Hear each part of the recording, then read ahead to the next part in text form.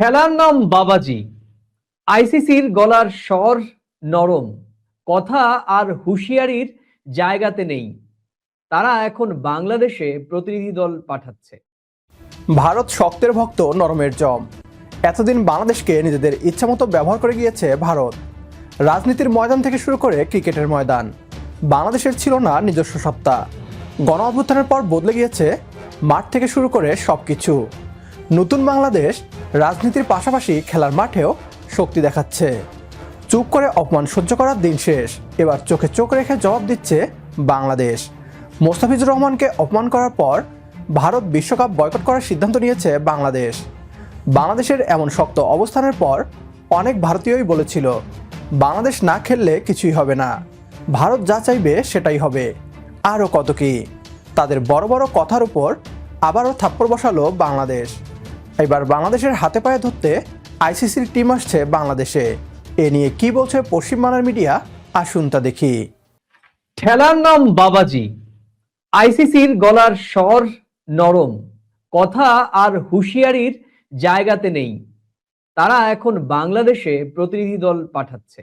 খুব সম্ভবত আগামী শনিবার কিংবা রবিবার 4 সদস্য বিশিষ্ট একটি প্রতিনিধি দলের বহর সেখানে যাচ্ছে এবং এই প্রতিনিধি দলের পক্ষ থেকেই হয়তো বাংলাদেশের সঙ্গে স্বর নরম করেই কথা বলবেন সংশ্লিষ্ট কর্মকর্তারা।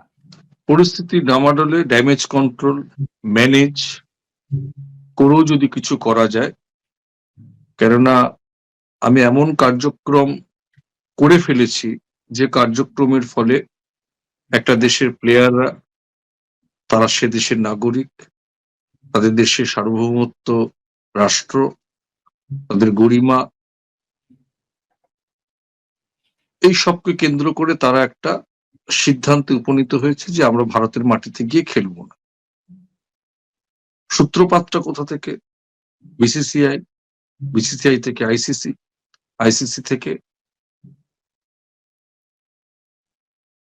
বিসিসিআই এর বক্তব্যের পরই বাংলাদেশের ক্রীড়া উপদেষ্টা এবং পরবর্তী সময় সে দেশের পররাষ্ট্র উপদেষ্টা তারা মন্তব্য, তাদের স্ট্যান্ড পয়েন্ট জানিয়েছিল, তারা চিঠিও দিয়েছিল, চিঠির একটা উত্তরও পেয়েছিল আইসিসি, কিন্তু তাতেও কিন্তু চিড়ে ভিজছে না। এখন কি করণীয়?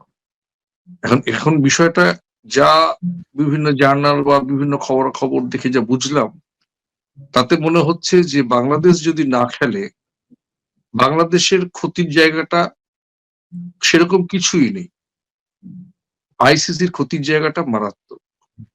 যা আমি নিরীক্ষণ করলাম, 2-4টে পত্রপত্রিকা পড়ে বা কিছু বুঝলাম, এখন একটা দল না খেললে আইসিসির যে ক্ষতি হবে এবং আইসিসির যে ঐতিহ্য বা আইসিসি যে কার্যকারিতা নিয়ে করছে কাজটা বা হয়ে আসে, পরম্পরা যেটা, সিস্টেম যেটা, সেখানে তো একটা বিরাট প্রশ্ন চিহ্নের মুখে গিয়ে আইসিসি পড়বে।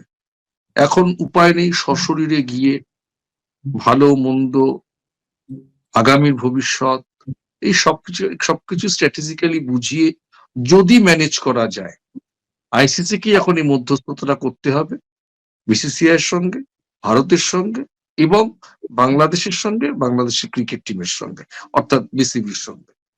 আর এই জায়গায় এসে আইসিসি বুঝে গেছে যে চিঠি চালাচালি করে আর খুব বেশি কাজ হবে না, চাপ দিতে হবে, সেটাও কোন কৌশলে হচ্ছে না। তাই সরাসরি স্বর নরম করে ঢাকার মাটিতেই তাদের যেতে হচ্ছে। না, এটা তো বাস্তবিক দিক, যেটা বিভিন্ন পত্রপত্রিকা ইতিমধ্যে খবরটা এসেছে। সেটা শনিবার বা যে কোনো দিনই তারা যেতে পারে। অফিসিয়ালি কোনো এখনো বিবৃতি নেই, মানে কবে ডেটটা অ্যানাউন্সমেন্ট হয়নি। তো যাওয়াটা তো স্বাভাবিক, এবং গিয়ে যদি কিছু একটা সমাধান সূত্রের পথ বেরোয় তাহলে হয়তো জিনিসটা একটা ভালো দিকে গড়াবে বা নজর দেবে।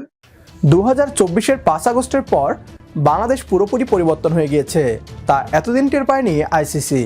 তাই সুর গরম করে বাংলাদেশকে ভয় দেখানোর চেষ্টা করেছিল। এবার ঠেলায় পড়ে সুর নরম করতে বাধ্য হয়েছে ভারত এবং আইসিসি।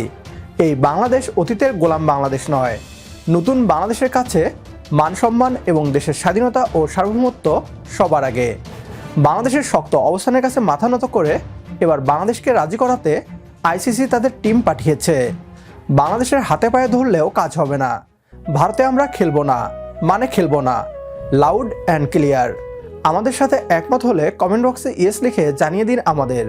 সেই সাথে ভিডিও শেয়ার করে দেখার সুযোগ করে দিন আপনার বন্ধুদের। পরবর্তী ভিডিও দেখার আমন্ত্রণ জানিয়ে বিদায় নিচ্ছি আজ। আল্লাহ হাফেজ।